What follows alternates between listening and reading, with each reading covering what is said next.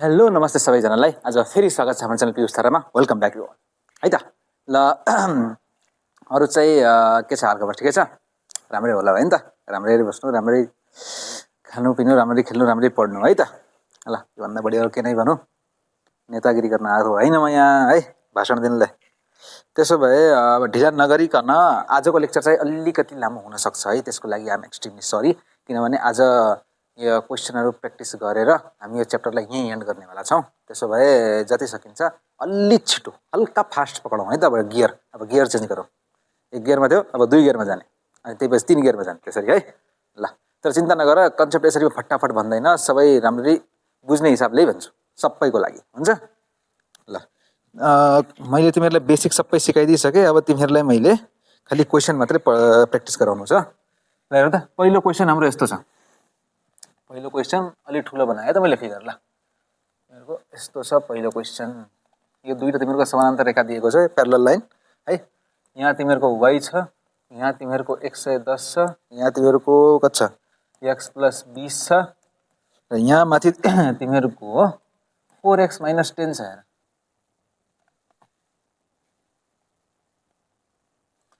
4x - 10 है त। ल अब यसलाई सल्भ गरेर तिमीहरूले x र y को भ्यालु निकाल्नु पर्ने हो। अब हेर त, एकदम सजिलो क्वेसन छ, राम्रोसँग हेर। तिमीहरू यसलाई यसरी, यसले यो समानान्तर रेखा छ भनेपछि एउटा समानान्तर रेखा, एक जोडी समानान्तर रेखालाई एउटा छेदकले यसरी काट्यो। यो तिमीहरूको छेदक भयो कि भएन? हो, यो छेदक भएको हुनाले यो तिमीहरूको छेदक छ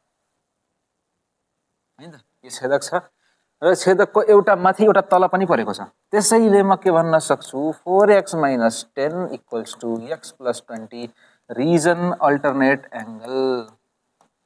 अल्टरनेट एंगल नेपालीमा भन्नु पर्दा एकान्तर कोण। एकान्तर कोण है त। ल सल्भ गर्दा यसलाई के हुन्छ, x लाई यता लिएर आऊ, यो भनेको तिमीहरूको 3x भयो, यो 10 लाई उता लगेर जाऊ, यो तिमीहरूको 30 भयो, उता गएर प्लस हुने हो नि त, 30 भयो। x को भ्यालु कति आयो? 10। अब तिमीहरूलाई x मात्र सोधे भए जस्तै यति निकालेर छोडिदिए भइहाल्छ। तर तिमीहरूलाई यहाँ कहिलेकाहीँ कस्तो भनिन्छ कि यो भित्रको एंगल नै निकाल भनेर भनिदियो भनेपछि तिमीहरूलाई यहाँ फेरि x + 20 पनि गर्नु पर्ला, 4x - 10 पनि गर्नु पर्ला है। तर यहाँ x मात्रै भनेको हुनाले यति गरेर x को लागि पुग्यो। अब तिमीहरूले y को भ्यालु निकाल्नु पर्यो। हेर यदि यो 110 छ भने यहाँ हेर त, यो तिमीहरूको कति होला? यदि एकछिनले तिमीहरू यसलाई मान एंगल a + 110 को भ्यालु कति हुन्छ? 180। त्यसो भए a को भ्यालु कति भयो? 70 डिग्री। त्यसो भए यो तिमीहरूको 70 भयो कि भएन? अब हेर, तिमीहरू डाइरेक्टली यसरी निकाल्नु पर्यो भने अलग्गै तिमीहरू के गर्दिनु भन्दाखेरि तिमीहरू के गर्दिनु, यो यहाँनिर जस्तो क्वेसनलाई तिमीहरूले एकचोटि सार्नु सोलुसनमा है त। यसरी गर्दिनु है। जस्तो यहाँ y छ, यहाँ तिमीहरूको 110 छ भने चाहिँ तिमीहरू आफैले यसलाई a मानेर यहाँ तिमीहरू a को पहिला भ्यालु निकाल्दिनु 70 है त। क्वेसन हैन, सोलुसनमा बनाएर एकचोटि अझै है त। अब यहाँबाट तिमीहरूको a को भ्यालु आइसक्यो। a को भ्यालु आइसकेपछि अब तिमीहरूलाई के निकाल्नु पर्यो? y चाहिएको छ हैन। तिमीहरूले अब चाहिएको भनेको y हो। अब y को लागि के गर्ने त? y को लागि के गर्ने? यसो हेर त, तिमीहरूले अब यो चाहिँ z जस्तो देखियो, तर यो पनि तिमीहरूको z जस्तै छ कि छैन? हेर त एकचोटि यहाँ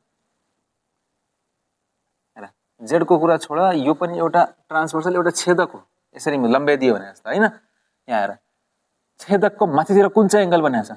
4x - 10 + y। y पनि योसँग जोडियो र यो तल कसँग छ? 70 भनेपछि यहाँ हेर त, एउटा माथितिर बन्यो, एउटा तलतिर बन्यो। त्यसो भए मैले 4x - 10 + y = 70 लेख्न पाउँछु अल्टरनेट एंगल भनेर। पायो कि भएन? पायो है त। ल एकान्तर कोण अब आफै लेख्नु है त। ल तिमीहरूले त x को भ्यालु कति दिएको छ? 10। 4.40 - 10 भनेपछि 30 भयो। 30 + y = 70। तिमीहरूको y को भ्यालु कति आयो? यहाँ y को भ्यालु 40 हो। यसरी सल्भ हुन्छ। ल स्क्रिनशट लिहाल यसको। ल मेटाउँ। मेटायो है त। त्यसै गरी अर्को क्वेसन हेरौँ अब है। अब हामी अर्को क्वेसन हेरौँ। अर्को क्वेसनमा तिमीहरूलाई के दिएको छ, एउटा यस्तो ट्रायंगल जस्तो दिइदियो। यहाँ तिमीहरूलाई यो 60 दिएको छ, यो 40 दिएको छ, यो y दिएको छ, अनि यो तिमीहरूलाई z दिएको छ, यो तिमीहरूलाई x दिएको छ हेर है त। यसरी दियो। अब म यहाँ ट्रायंगल कन्सेप्ट मैले यहाँ युज गर्न, किनकि मैले तिमीलाई ट्रायंगल पढाएको छैन है। त्यसो भए कसरी निकाल्ने त, यहाँ हेर y + 40 + 60, y + 40 + 60 = 180 हुन्छ कि हुन्न। मैले यसलाई उल्टा गरेर यसरी बनाइदिएपछि तिमीहरूले त मजाले बुझ्थ्यौ, y 40 र 60। अब त मजाले बुझ्थ्यौ कि बुझ्थेनौ तिमीहरू। अनि 180 भने मैले तिमीलाई अलग्गै बुझाउनु पनि पर्दैन, खालि यसलाई उल्टा त गरिदियो। अब माथि हेर त, अरू त केही गरेको छैन। त्यसो भए यसलाई तिमीहरूले के लेख्ने, रिजन त अब तिमीले आफै बुझ्सक्यौ होला, त्यही पनि म लेखिदिन्छु ल। स्ट्रेट एंगल, स्ट्रेट एंगल या नेपालीमा सरल कोण। अब भएकाले बिङ आफै लगाउँ ल। 40 + 60 कति भयो, 100। यो तिमीहरूको 100, 100 सँग बराबर भयो। यो तिमीहरूको कति भयो, y को भ्यालु 80 आयो। आयो ल। अब तिमीहरू के गर, तिमीहरूले यहाँ हेर z छ, z + 60, किनकि यो दुईटा समानान्तर रेखा हुन् या प्यारलल लाइन्सहरू हुन्। z + 60 = 180 मैले लेख्न पाउँछु को इन्टेरियर एंगल भनेर। राम्रोसँग हेर त, छ कि छैन, छ। त्यसो भए को इन्टेरियर एंगल मैले लेख्न पाएँ, यसलाई क्रमागत भित्री कोण भनियो। क्रमागत भित्री कोण, भित्री कोण, बुझ्यो ल। यहाँबाट तिमीहरूको z को भ्यालु कति भयो, 120। त्यसै गरी x र y पनि हेर त, x र y = 180 नै हुन लाग्छ। किनकि यो पनि को इन्टेरियर एंगल छ, आफै लेख्नु अब है। क्रमागत भित्री कोण र या को इन्टेरियर एंगल भनेर ल। त्यसो भए अब तिमीहरूको y को भ्यालु कति आयो त, y को भ्यालु तिमीहरूको 80 आइसकेको छ। तिमीहरूको x भ्यालु त यहाँ हो नि त, x + 80 = 180 हो। तिमीहरू x को भ्यालु, तिमीहरू x को भ्यालु कति हो, 100 डिग्री ल। भयो, अब त केही छैन, यसमा सल्भ गर्नुपर्ने। अगाडि बढौँ ल, बढौँ है त अगाडि।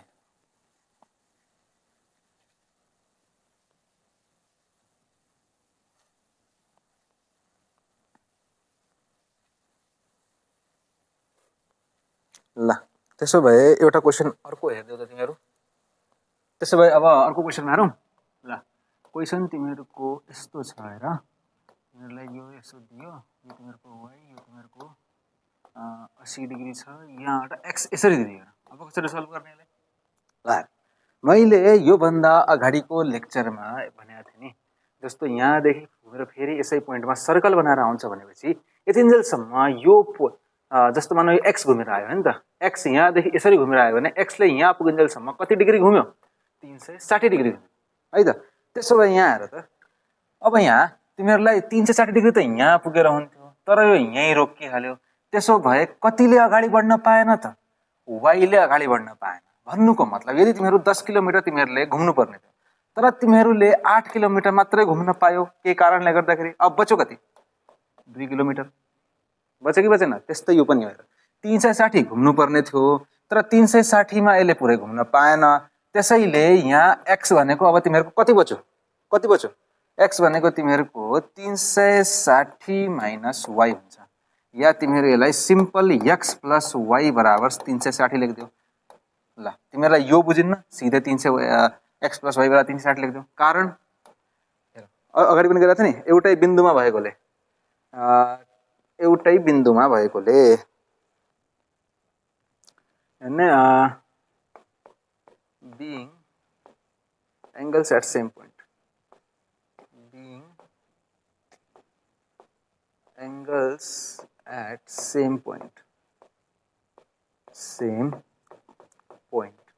है त। या नेपालीमा भन्दाखेरि एउटै बिन्दुमा भएकाले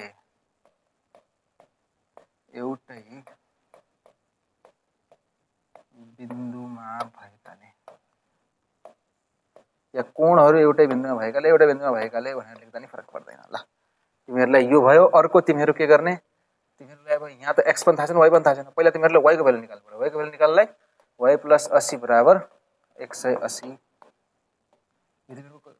रिजन के को इन्टेरियर एङ्गल, यसलाई नेपालीमा क्रमागत भित्री कोण पनि भनिन्छ। अब नेपालीमा आफै लेख्नु है त। ल एक्स वाइको भ्यालु निकाल्ने तरिका बुझ्यौ। अब यो चाहिँ आफै निकालिदिनु। ल मेटौँ,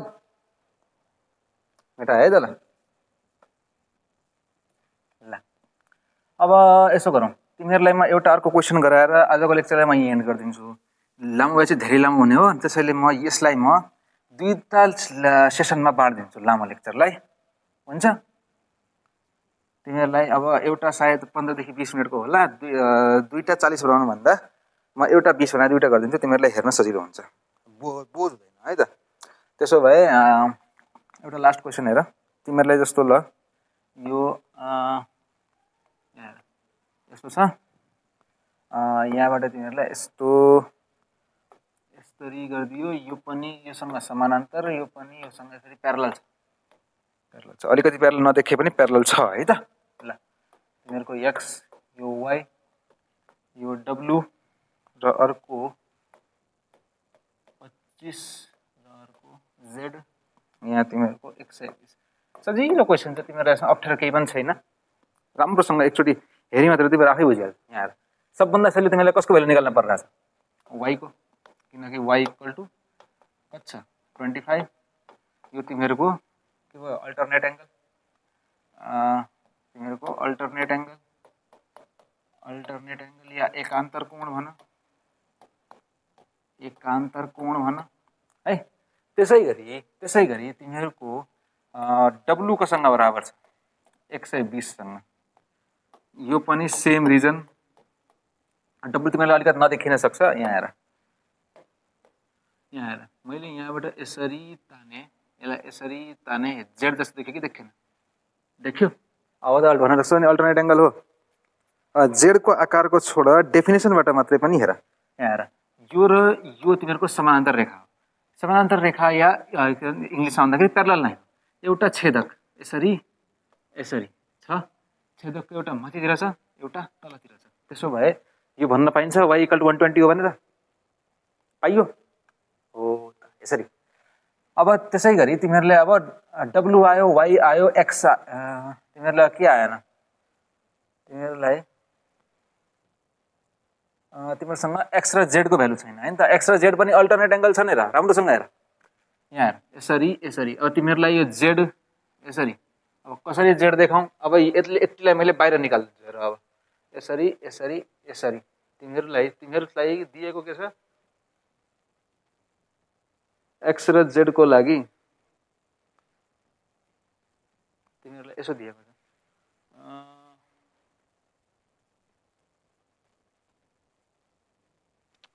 यसरी हेर, यहाँ हेर, यसरी तिमीहरूलाई यसो दियो, यसो। यो पनि त जेडै त हो, अलिकति सुताइदिया हुनाले त हो, देखिन्छ? त्यसो भए एक्स इक्वल टु पनि जेड लेख्न पाइन्छ। Same reason. अब मलाई कि त एक्स निकाल्नु पर्यो कि त जेड निकाल्नु पर्यो। अब हेर, अब म के गर्छु, मलाई वाइको भ्यालु थाहा छ, मलाई एक्सको भ्यालु थाहा छ। अब मैले यहाँबाट पुरैलाई हेर त, यो पुरैलाई गर्दाखेरि x plus 120 plus y equals to 180 degree लेख्न पाउँछु। किन? स्ट्रेट एङ्गल भएकाले या सरल कोण भएकाले हैन। ल त्यसो भए वाइको भ्यालु कति छ 25। तिमीहरूको 120 मा 25 जोडेर कति भयो 145। यो तिमीहरूको 180 सँग बराबर भयो। त्यसो भए यहाँबाट तिमीहरूको भ्यालु आयो 35। अब एक्स आइसक्यो। त्यसो भए यहाँबाट जेडको भ्यालु कति आयो? जेड पनि 35। यसरी बुझ्यो कुराकानी? के सोध्नु पर्ने नहोला है त। धेरै राम्ररी बुझाइसकेँ मैले। यसको स्क्रिनसट लिएर त्यसपछि एउटा स्पेशल लास्ट क्वेसन गरौँ, त्यसपछि यो लेक्चर हामी यही एन्ड गरिदिउँ अनि त्यसपछि बचेर एउटा सानो टपिक बच्छ, त्यो चाहिँ अर्को लेक्चरमा गरौँ है त। ल यसरी 4 लेक्चरमा हाम्रो एउटा च्याप्टर सकियो। ल 1 2 3 मेटा है त। ल ल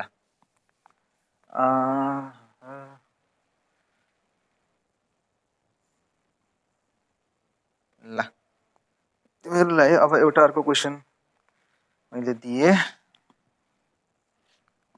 सजिलो भयो। अब एउटा अलिकति अप्ठ्यारो खाले गरौँ, हल्का अप्ठ्यारो। अप्ठ्यारो भनेको झन् महासजिलो वाला हो। यहाँ हेर तिमीहरूलाई अहिलेसम्म मैले चतुर्भुजको कन्सेप्ट त पढाएको छैन, तर यस्ता क्वेसनहरू तिमीहरूलाई आयो भनेपछि तिमीहरू के गर्न सक्छौ, मजाले सल्भ गर्न सक्छौ। कसरी? यहाँ हेर, यहाँ y छ, यो भित्र पनि y त भन्ने हो, शीर्षाभिमुख कोण हो कि होइन? त्यसो भए y plus 120 plus 90 plus x बराबर 360 तिमीहरूले लेख्न पाउँछौ। किनभने यहाँ हेर, चतुर्भुज हो कि होइन? 4वटा कोण छ, चतुर्भुजको भित्री कोणको योगफल 360 डिग्री हुन्छ। एउटा तरिका यो भयो, तिमीहरू यहाँबाट x र यसरी y र 90 युज गरेर, किनकि यहाँ हेर यिन दुईटा त समानान्तर हुन् र समानान्तर हुन्, त्यसो भए y प्लस 90 बराबर 180 लेखेर यहाँ तिमीहरू y को भ्यालु 90 निकाल्न पाउँछौ। अब यहाँ तिमीहरू y को भ्यालु 90 युज गर, तिमीहरूलाई x को भ्यालु आयो, y को पनि भ्यालु आयो। बुझ्यौ? ल एउटा तरिका यो भयो। अर्को तरिका तिमीहरूले अलिकति सोच्नु पर्ने छ। कसरी भन्छौ भन्दाखेरि यहाँ हेर, तिमीहरूले अब x को भ्यालु निकाल्नु पर्ने हो। यदि यहाँ हेर यिन दुईटा समानान्तर भएको हुनाले यसरी जोड्न पायो। अब हेर त, तिमीहरूलाई यदि केही गरी तिमीहरूले यहाँबाट एउटा प्यारलल लाइन यसरी खिच्दियौ, योसँग प्यारलल भनेको एउटा लाइन खिच्यौ भनेपछि यहाँ हेर त, यो 90 छ भने चाहिँ यो पनि 90 हुने हो। किनकि यिन दुईटा जोडेर अब 180 पुग्नु पर्ने हो। समानान्तर रेखा छन्, दुईटाले छेदकले काटेको छ, एउटा ट्रान्सभर्सलले दुईटा प्यारलल लाइनलाई काटेको छ, एकैतिर बनेको छ भनेपछि 180 डिग्री हुनुपर्ने कि होइन? त्यसो भए यो माथिको वाला सेतो वाला हेर त र तलको रातो वाला, यिन दुईटा जोडेर 180 हुनुपर्ने हो। यदि यो 90 छ भने त्यो पनि 90 होला। अब दुईटा जोडेर 180 डिग्री पुग्नुपर्ने भए जस्तो 90 90 180 हुन्छ कि हुन्न? हो त। त्यसो भए अब मैले यो यति पार्टलाई मैले अलिकति ठुलो गरेर यहाँ तल गरेर काटेँ है त। ल यसरी मैले काटेँ। यसो छ हैन त। यो तिमीहरूको 90 छ, यो तिमीहरूको 120 छ, अनि यो तिमीहरूको x छ। यदि मैले केही गरी यो भ्यालु पत्ता लाग्यो भनेपछि यिन दुईटा जोडेर, यदि z छ भने चाहिँ x plus z plus 90 equal to 180 हुने हो कि हुँदैन? को इन्टेरियर एंगल भनेर। किनकि यहाँ हेर त, यो र यो त समानान्तर छ कि छैन? छ। त्यसो भए यो र यो जोडेर 180 हुनुपर्ने हो। अब मैले के गर्नु पर्यो? मेरो काम भनेको यो एंगल कसरी निकाल्ने भन्ने कुरा भयो। यिन दुईटा त स्ट्रेट एंगल हो। यदि यसलाई तिमीहरू एकछिनको लागि a मानिदिन्छौ भनेपछि a प्लस 120 बराबर 180 हुन्छ। यहाँ तिमीहरूको a को भ्यालु कति आयो? 60। त्यसो भए यहाँनिर तिमीहरू 60 डिग्री लेख्न पाउँछौ। अब यहाँनिर मात्रै म तिमीहरूले एउटा ट्रायंगलको कन्सेप्ट युज गर्नुपर्ने भयो है, नत्र भने अरू कुनै तरिका छैन। यो पछि सल्भ गर्ने यो तरिकाबाट है। यहाँ धेरै अप्ठ्यारो पनि केही पनि छैन। यहाँ z plus 90 plus 60, z plus 90 plus 60 बराबर तिमीहरूको 180 डिग्री हुन्छ। किनभने त्रिभुजको भित्री कोणको योगफल 180 डिग्री हुन्छ। हेर, भित्री कोण भनेको कुन? यो भित्र काटेका। यहाँ यो पनि भित्र छ, यो पनि भित्र छ, यो पनि भित्र छ। त्रिभुजको भित्र छ, ट्रायंगलको भित्र छ।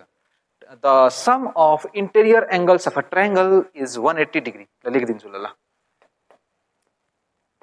Some of interior angles of triangle, sum of interior angles of triangles is 180 degree. 180 degree। यसलाई नेपालीमा लेख्नु पर्दा अलि झ्याउने भयो, एकछिन है। यो पार्ट तिमीले स्किप गर्न सक्छौ रिजन लेख्ने बेला। त्रिभुजको भित्री कोणको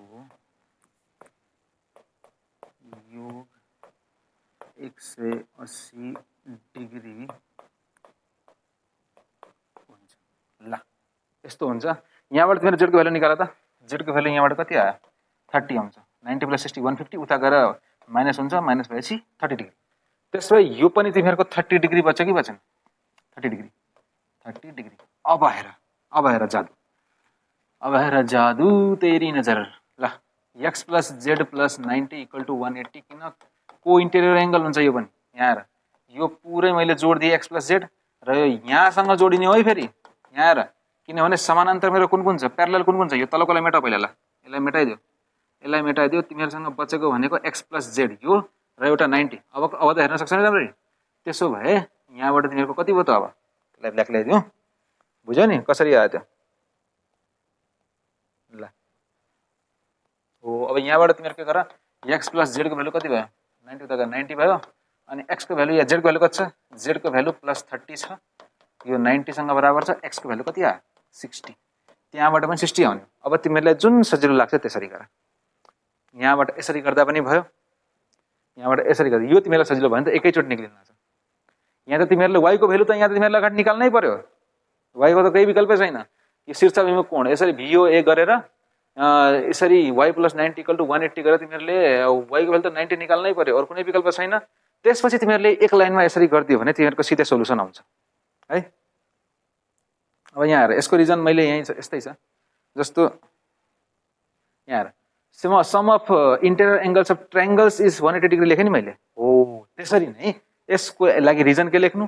some of interior angles of quadrilateral लेख्नु है त। क्वाड्रिलेटरल के लेख्ने? ट्रायंगल को सट्टामा क्वाड्रिलेटरल लेख्ने। क्वाड्रिलेटरल भनेको चारवटा भुजा भएको जे पनि यसरी एउटा दुईटा तीनटा चारवटा यसरी साइडहरु छन् भने जति पनि चारवटा मिलेर बनेको यदि कुनै पनि छ भने त्यसलाई क्वाड्रिलेटरल भन्छ के हो। अनि ट्राई यहाँ नेपालीमा यसलाई भनिन्छ चतुर्भुज। के भनिन्छ? चतुर्भुज।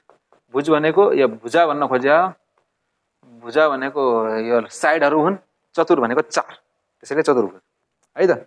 ल त्यसो भए अब यो लेक्चरलाई हामी आज यही एन्ड गरौँ। बुझ्यौ हैन त कसरी गर्ने रहेछ भनेर?